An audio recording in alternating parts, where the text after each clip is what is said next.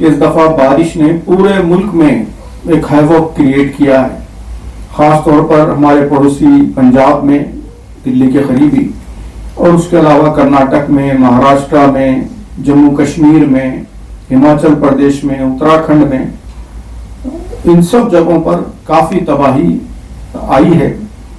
लोगों के economic livelihood मुतासर हुए हैं, घर मुतासर हुए हैं, एक बड़ी तादाद शेल्टर्स में रहने पर मजबूर है, लोगों के घर तबाह हो गए हैं, जगह जगह नदियां ओवरफ्लो कर रही हैं, डैम्स मुतासर हो रहे हैं, रोड, सड़कें, इंफ्रास्ट्रक्चर, इस पर प्रभाव पड़ रहा है। तो हम समझते हैं कि ये भी एक बड़ा मसला है। इस मसले की भी जड़ को समझने की कोशिश करना चाहिए। हमने यहाँ पर यह बात लिखी है कि हमारे नजदीक करप्शन जो हमारे मुल्क में बहुत ज्यादा बढ़ रहा है मुसलसल, ये भी इस सारे मसले की एक अहम जड़ है कि बड़े बड़े इंफ्रास्ट्रक्चर प्रोजेक्ट हम बनाते हैं, लेकिन करप्शन की वजह से उनकी क्वालिटी मेंटेन नहीं रह पाती। रोड्स बनाते हैं, एक ही बारिश में वो तबाह हो जाती हैं, डैम्स बनाते हैं, ब्रिजेस बनाते हैं, वो मुतासर हो जाते हैं। तो एक बड़ा रीजन करप्शन है। जब तक करप्शन को कंट्रोल नहीं करेंगे उस वक्त तक इस तरह के मसाइल बराबर आते रहेंगे। तो इस हवाले से भी हमने यहाँ पे 4-5 सजेशंस नोट किए हैं। सबसे पहला सजेशन ये है कि जो फार्मर्स हैं, जो बहुत ज्यादा मुतासर हुए हैं, सबसे ज्यादा असर फार्मर्स पे, किसानों पे पड़ा है, उनके लिए खुसूसी रिलीफ पैकेज डिक्लेयर किया जाना चाहिए। क्लाइमेट चेंज के मसले को हल करने के लिए और ज्यादा कोशिश की, और ज्यादा मेहनत की जरूरत है। हमारे मुल्क को भी इस हवाले से खास तवज्जो देनी चाहिए। कुछ मशवरे भी हमने यहाँ पे नोट किए हैं। जो लोग मुतासर हुए हैं उनको रिहेबिलिटेट करने, उनको परमानेंट आसरा फराहम करने के लिए हुकूमत को स्कीमें डिक्लेयर करनी चाहिए। और ख़ास तौर पर जो प्राइम मिनिस्टर योजना है और मोबाइल हेल्थ केयर यूनिट्स हैं, लाइवलीहुड सपोर्ट है, स्किल बेस्ड एम्प्लॉयमेंट स्कीम है, इन सारी स्कीमों से इनको खुसूसी मदद फराहम करने की कोशिश की जानी चाहिए। और डिजास्टर प्रिपेयर्डनेस के इससे सबक हासिल करना चाहिए। और इससे एक बार फिर मालूम हुआ है कि डिजास्टर के लिए हमारी जो तैयारी है वो नाकाफी है। ये तो बहुत छोटा मसला है, बारिश का मसला, पानी का मसला, मानसून का मसला, ये तो प्रेडिक्टेबल है, मालूम है बारिश आने वाली है, ज्यादा भी आ सकती है।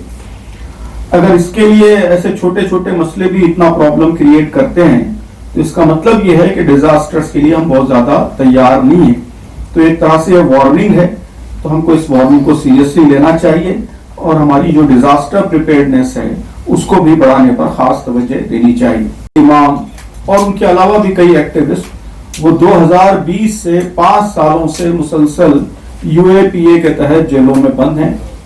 उनका ट्रायल तक शुरू नहीं हुआ है और अब हाई कोर्ट ने उनको बेल देने से भी इनकार किया है। तो हम समझते हैं कि ये कोई मुनासिब फैसला नहीं है, बड़ा जालिमाना इक़दाम है। ये हमारी कोर्ट की मुताद्दिद रूलिंग्स मौजूद हैं कि बेल ये रूल है और जेल इज एक्सेप्शन है। जेल बिल्कुल नागुज़िर सूरत में होनी चाहिए और बेल दी जानी चाहिए। तो बगैर प्रॉपर ट्रायल के, बल्कि ट्रायल शुरू हुए बगैर 5-5 साल तक लोगों को जेलों में बंद रखना, जाहिर है कि ये कोई इंसाफ की, अदल की बात नहीं है, बहुत ही बड़ा जुल्म है। ये प्रोसेस खुद एक पनिशमेंट बन गया है। जाहिर है कि लीगल प्रोसेस है, अदालत में मुकदमा चलेगा और अगर कसूर साबित होता है तो सजा होगी, साबित नहीं होगा तो बरी होंगे। तो सजा कसूर साबित होने के बाद, जुर्म साबित होने के बाद सजा मिलनी चाहिए। कोई भी माकूल आदमी उससे इनकार नहीं करेगा। जिस पर भी जुर्म साबित हो उसको सजा दी जाए, लेकिन बगैर सबूत के, अदालत में साबित हुए बगैर, बल्कि प्रॉपर तरीके से ट्रायल शुरू किए बगैर इतने सालों तक जेलों में बंद रखना, ये जाहिर है कि दुनिया के किसी जमहूरी मुल्क को, किसी ऐसे मुल्क को जहां रूल ऑफ लॉ है, जहां कोर्ट्स इंडिपेंडेंटली काम करती हैं, उसको ज़ेब नहीं देता। तो हमारे नजदीक ये बहुत ही नामुनासिब बात है।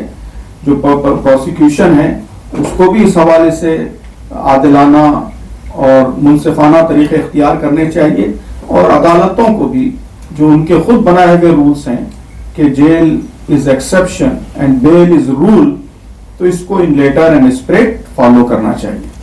यूएस के टैरिफ्स का हमारी भारत की अर्थव्यवस्था पर,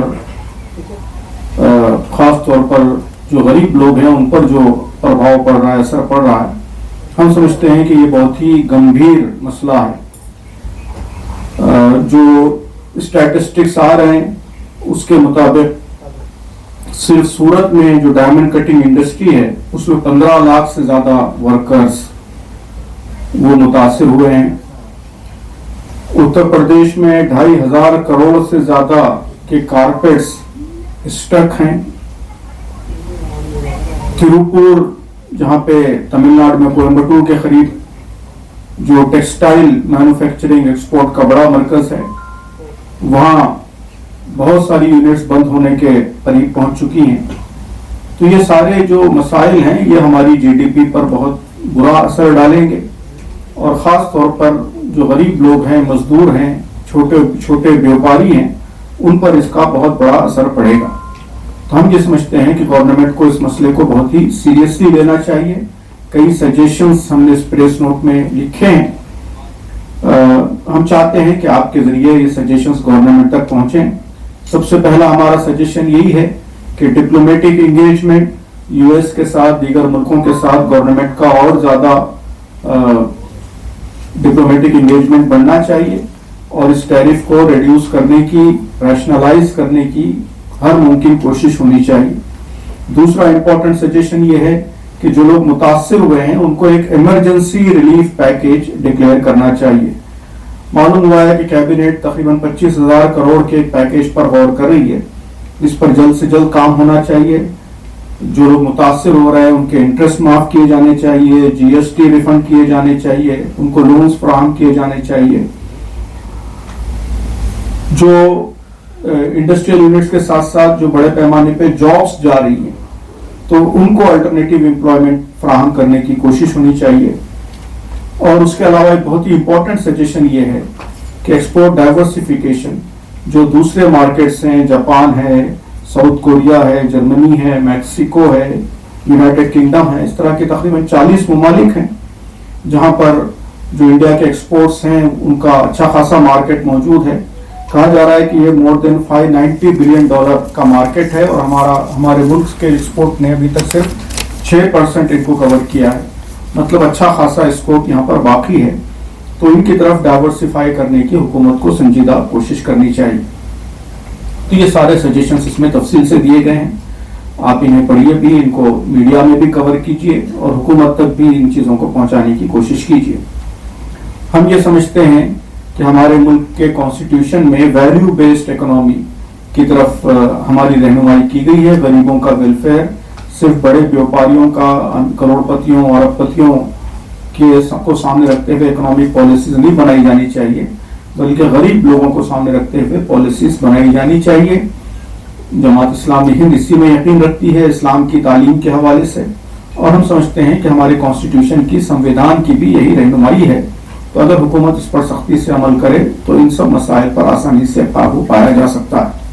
आप जानते हैं कि आसाम के कई डिस्ट्रिक्ट्स में, खासतौर पर गोलपाड़ा, कामरूप, दीमा हसाओ, इन सब जिलों में बंगाली बोलने वाले मुसलमान और ट्राइबल ग्रुप्स, उनको निशाना बनाकर उन पर तरह तरह के मजालिम ढाए जा रहे हैं।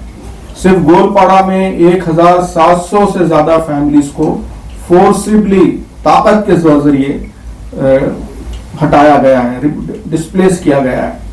ये रिपोर्टें भी हैं कि इनमें से अक्सर के पास 1948 से सिटीजनशिप के डॉक्यूमेंट्स मौजूद हैं, एनआरसी के डॉक्यूमेंट्स मौजूद हैं, वोटर लिस्ट में इनके नाम मौजूद हैं, इनके रेवेन्यू पेपर्स मौजूद हैं।